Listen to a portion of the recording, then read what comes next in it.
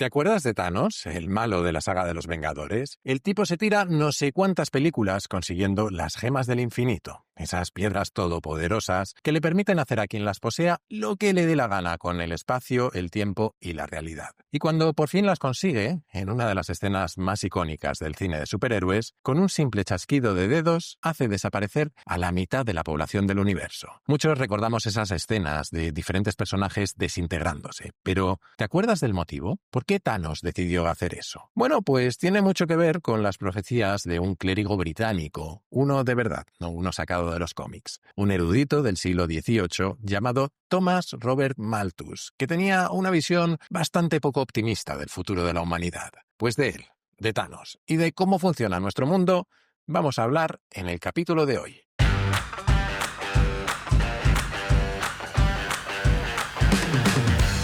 Soy Jaime Rodríguez de Santiago y esto es Kaizen, el podcast para mentes inquietas en el que te acerco a personas, a ideas y a técnicas fascinantes de las que aprender cada día.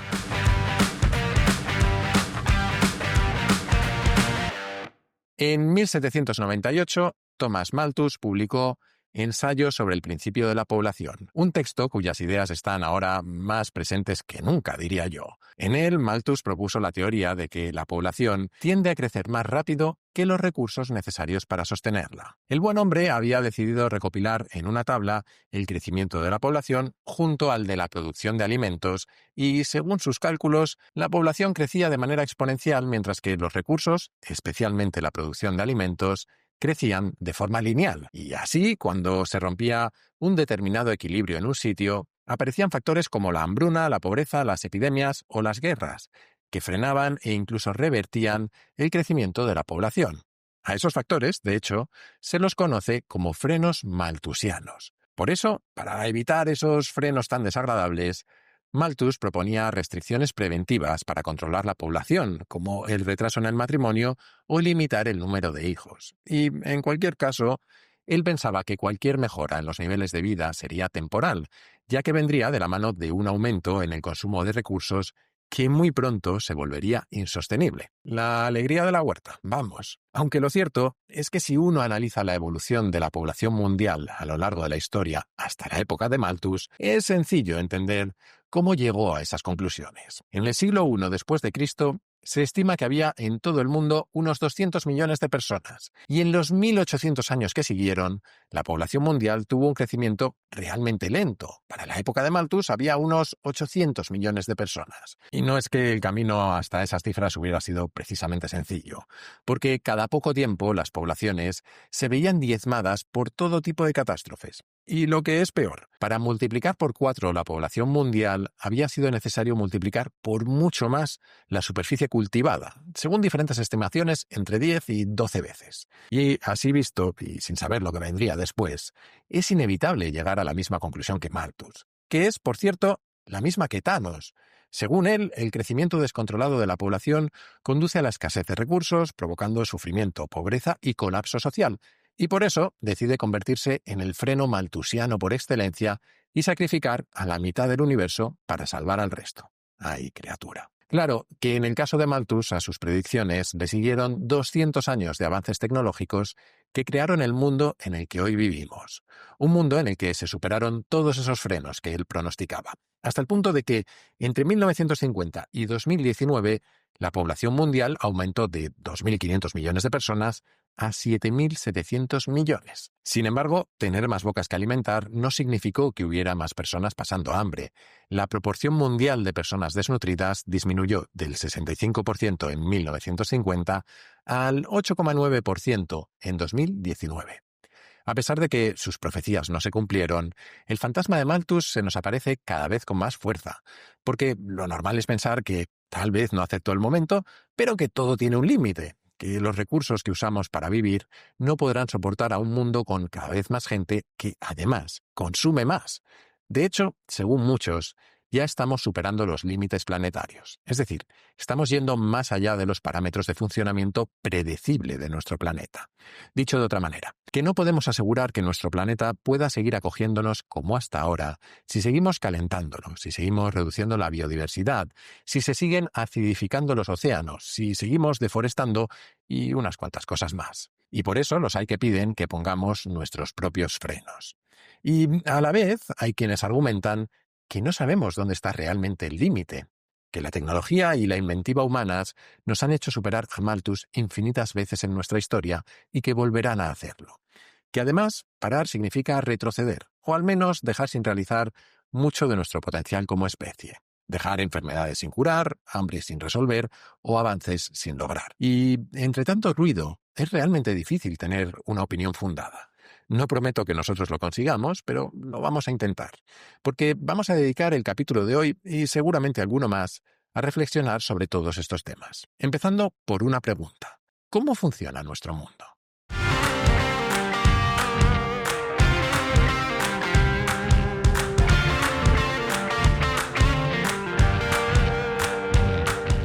En el año 1500 aún era posible encontrarse con un auténtico hombre del Renacimiento, un sabio que comprendiese todo o casi todo. Piensa en Leonardo da Vinci, cuyo conocimiento abarcaba desde la hidráulica hasta la anatomía, o la aviación, o lo que sea que fueran esas máquinas extrañas que imaginó y que seguramente acabaron con algunos de sus ayudantes en el fondo de un precipicio. Sin embargo, apenas 2 siglos después, ya no quedaban sabios como él. Cuando en el siglo XVIII las mentes más brillantes de Francia quisieron crear una enciclopedia con todo lo que valía la pena saber, necesitaron un equipo. Hoy en día nuestro entendimiento del mundo ha avanzado tanto que ni siquiera una enciclopedia de miles de volúmenes podría hacerle justicia.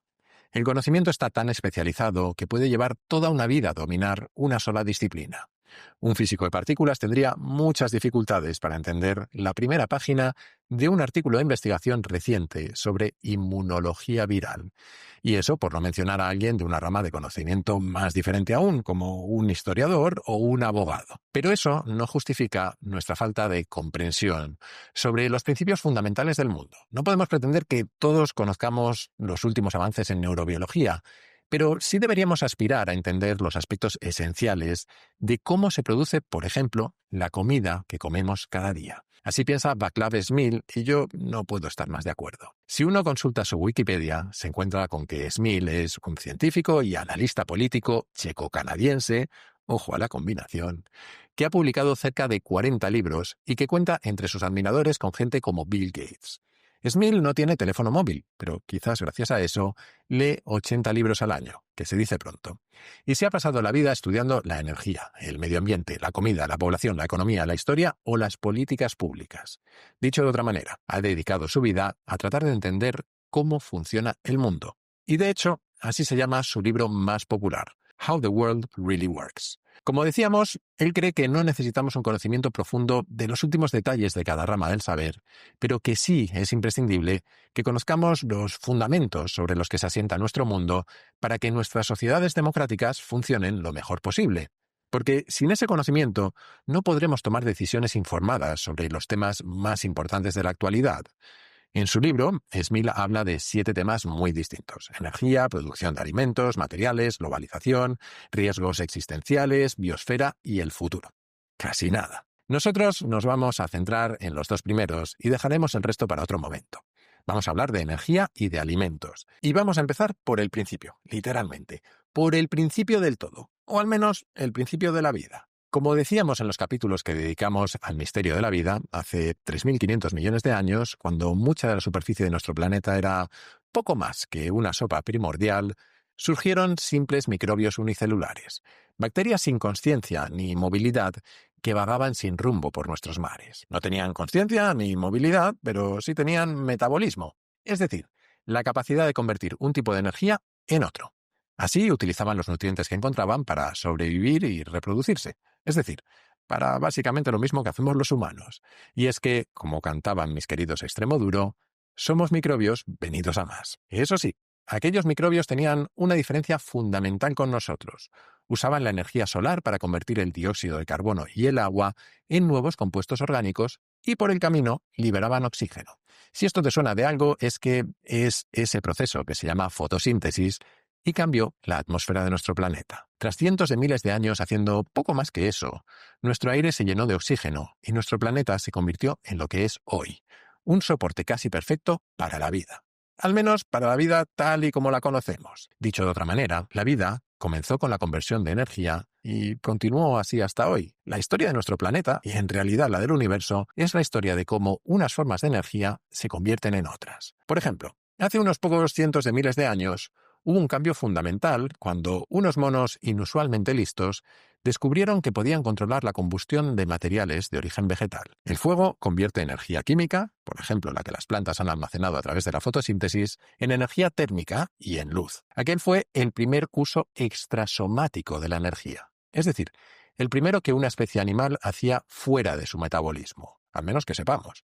Pero no sería el último, porque aquello cambió el mundo para siempre. Para empezar, porque sirvió para cambiar a aquellos homínidos, literalmente, hasta convertirnos en los humanos que somos hoy.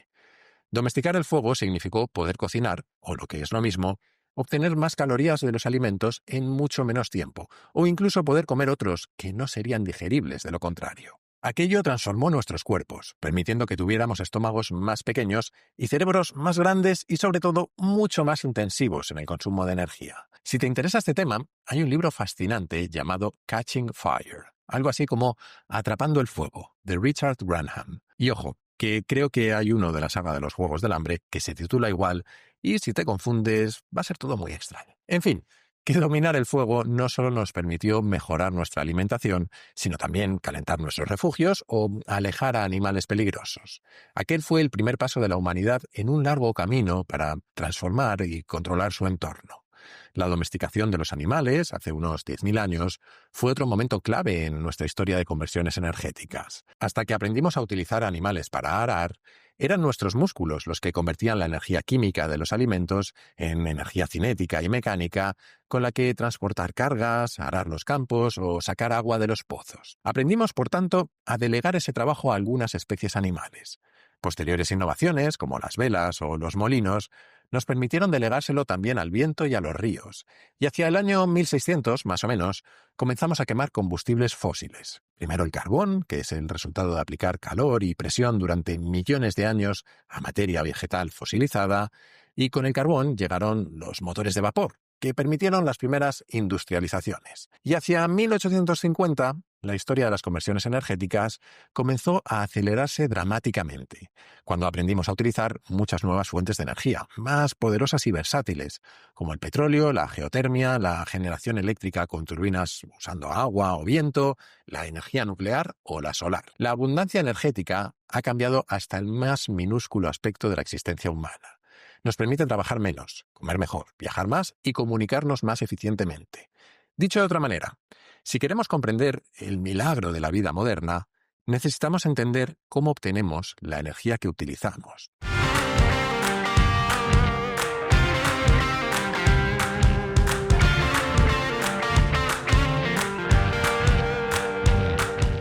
La conversión de energía es, en resumen, la base de toda la vida. Ha impulsado la evolución humana y ha permitido que nuestra especie domine el planeta. Seguramente nadie comprenda esto mejor que los físicos. En 1886, Ludwig Boltzmann, uno de los fundadores de la termodinámica, llegó a la conclusión de que la energía era el corazón de todo.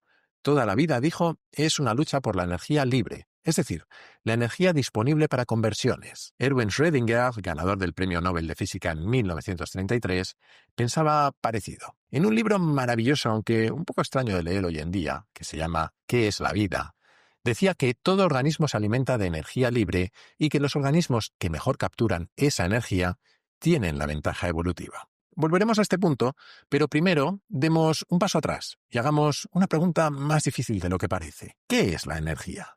Todos tenemos una idea intuitiva, pero definirla no es tan sencillo. La palabra energía proviene del griego y significa trabajo, lo que encaja bastante bien con la definición científica habitual. La energía es la capacidad de realizar trabajo. En física, un trabajo consiste en cambiar la configuración de un sistema en oposición a una fuerza que resiste ese cambio. Si recuerdas aquellos problemas terribles de plano inclinado del instituto, en los que había que empujar una caja cuesta arriba, la fuerza que aplicábamos provocaba el movimiento, a pesar de que a otra fuerza, el rozamiento, se oponía. De la misma manera, si sujetas una pelota de tenis en la mano a través de la ventana de un segundo piso, esa pelota contiene energía potencial, es decir, el potencial de generar movimiento que ha acumulado por el mero hecho de haber subido hasta allá arriba, como sea que lo haya hecho. Si la dejas caer, esa energía potencial se transforma en energía cinética, en movimiento, vamos. Y eso sucede constantemente, en todos lados, con todo tipo de energías. Al quemar carbón, transformamos su energía química en térmica, para calentar agua, que se evapora y mueve los pistones de un motor, por ejemplo.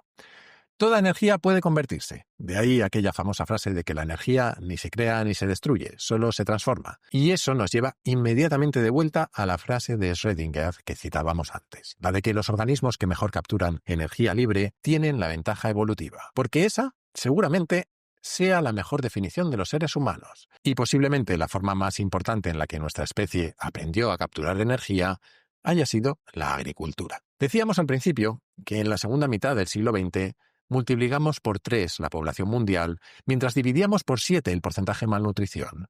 Y lo que explica lo que para Malthus habría sido un milagro, es algo en lo que no pensamos nunca. Tenemos una dieta rica en combustibles fósiles. A ver, es una metáfora. No estamos comiendo carbón, ni gas natural, ni petróleo, pero casi. Y es que gracias a esos combustibles, nuestros cultivos producen más alimentos que antes. Y eso se debe a múltiples factores. Mejoramos las variedades que cultivamos, creamos fertilizantes más efectivos, mejores sistemas de riego, hemos mecanizado la agricultura, pero todos esos factores son en realidad resultados intermedios, porque solo fueron posibles gracias a un consumo nunca visto de energía. Y en concreto, energía fósil. Y es que la producción moderna de alimentos se debe a 2 tipos de conversión de energía. El primero es tan antiguo como la vida en nuestro planeta. Todo lo que comemos, desde plantas hasta animales, es el resultado de la fotosíntesis. Los alimentos que consumimos almacenan la energía del sol en forma de energía química, bien que sean plantas, que la capturan a través de la propia fotosíntesis, o bien porque sean animales que se han comido a las plantas, o a otros animales que se hayan comido a las plantas. Bueno, ya me entiendes. Y por tanto, esta ha sido la base de toda la producción de alimentos de nuestra historia, desde aquellas primeras civilizaciones agrícolas de hace 10.000 años hasta ahora. Sin el sol simplemente no habría nada que cosechar.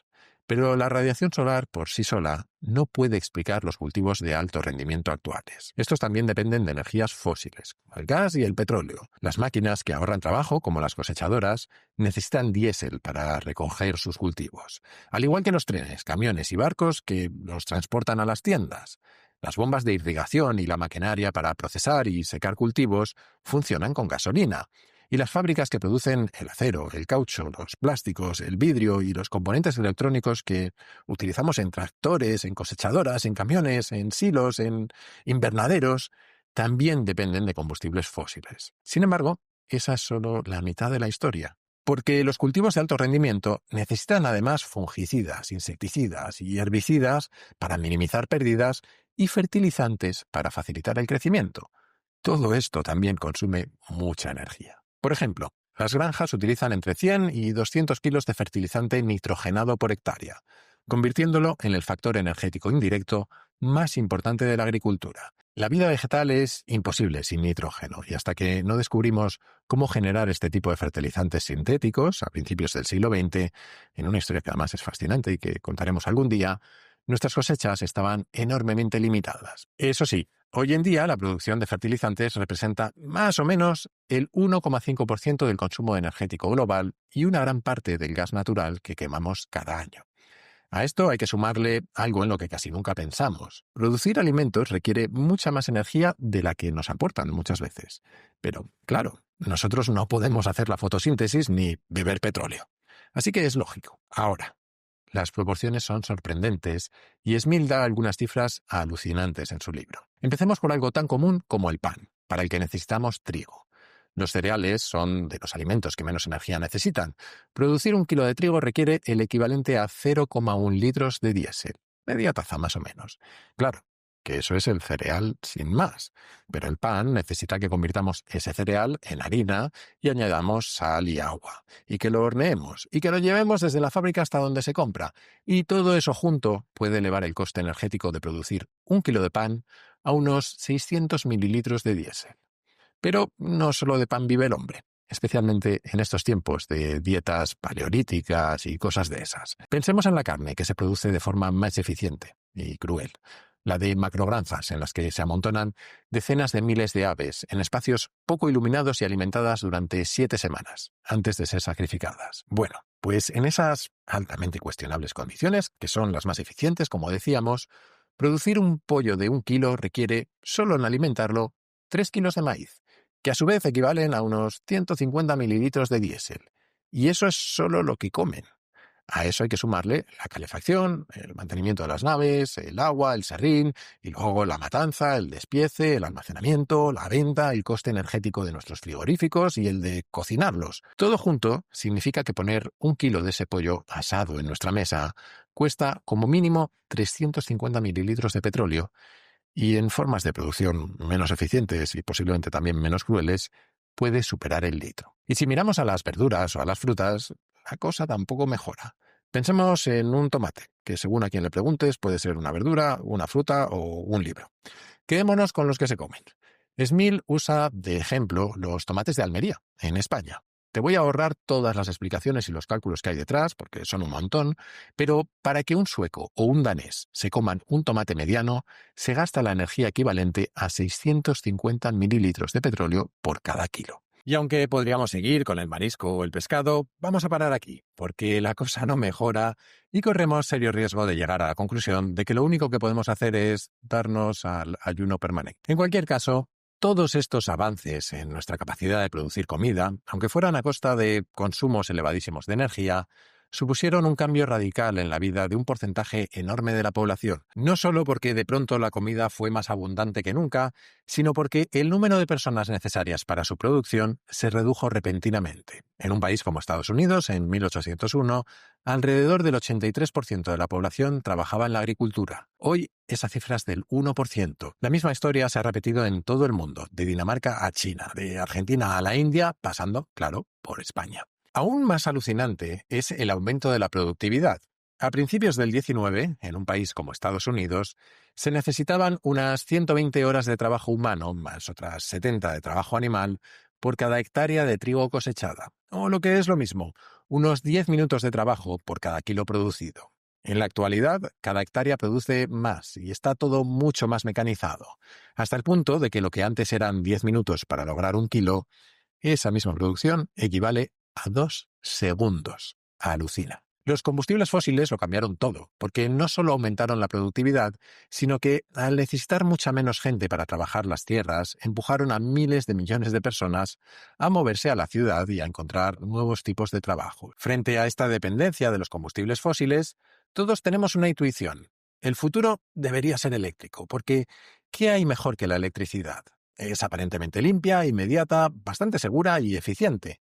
De hecho, la usamos para todo, para iluminar nuestras casas y nuestras ciudades, para alimentar los motores de nuestros ascensores o, cada vez más, de nuestros coches. Nos sirve para refrigerar la comida y para tener presión en el agua que llega a nuestras casas, y aún podríamos citar infinitas aplicaciones más. Es la base de nuestras economías, o eso creemos, porque, para empezar, la electricidad viene de algún sitio. La obtenemos a partir de otra energía, que muchas más veces de la que nos gustaría proviene de combustibles fósiles.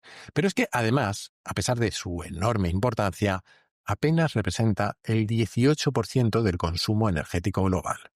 Y es por eso que, si nos planteamos en serio el objetivo de descarbonizar el mundo, el reto que tenemos por delante es gigantesco, más de lo que podamos imaginar. ¿Imposible? Puede que sí, o puede que no, pero de eso hablaremos en algún otro capítulo. Y hasta aquí el capítulo de esta semana. Kaizen y yo volveremos la que viene, pero como siempre te animo a suscribirte y recomendar el podcast allá donde lo escuches o veas, pero especialmente a tus amigos, que creo que es la mejor forma de que siga creciendo. Además, si quieres apoyarlo económicamente y ayudarme a que pueda hacer más y mejores contenidos, puedes unirte a la comunidad Kaizen, que tiene también un montón de ventajas. Tendrás acceso a un foro en el que encontrarás a otros curiosos compulsivos, recomendaciones de cientos de libros y películas, tendrás acceso a contenidos exclusivos como los guiones del podcast y a un feed privado para escucharlo sin publicidad y antes que nadie. También podrás reservar sesiones de mentoría conmigo, participar en los encuentros virtuales que hacemos cada mes y tener acceso prioritario a las grabaciones en directo. Vamos, que aunque pienso que el principal valor de verdad es ayudar a que el podcast siga adelante, he intentado que tengas muchos motivos para unirte.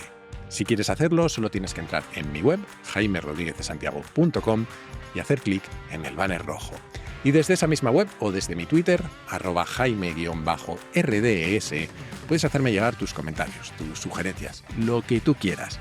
Siempre contesto, aunque a veces tardo un poco y a veces mucho y a veces muchísimo, pero acabo contestando. Y recuerda que si quieres participar en el podcast, puedes hacerlo enviando tus notas de audio por WhatsApp al siguiente número: 683-172-622, con el prefijo 34 si lo mandas desde fuera de España. Y esto es todo por hoy. Muchísimas gracias por estar ahí y hasta la semana que viene.